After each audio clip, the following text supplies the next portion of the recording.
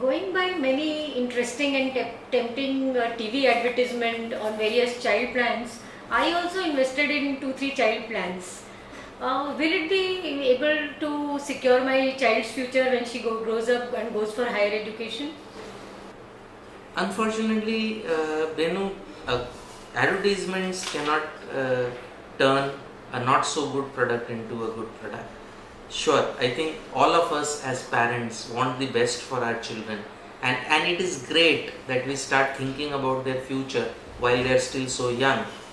The point is, as I think mentioned earlier, insurance and investments don't mix well together. So just because you have invested in a child plan and just because an advertisement says that that is what will enable you to make sure that he becomes a doctor or an engineer or an astronaut or a rock star, I don't think that is going to be possible unless you invest humongous amounts of money into that kind of a plan. You can always construct a separate investment plan that will give you much better returns with very similar risks outside of an insurance cum investment plan.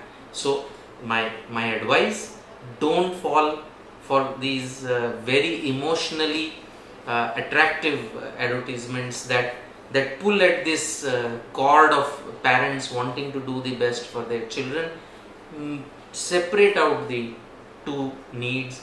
Make sure you have adequate insurance. There is no substitute for adequate insurance.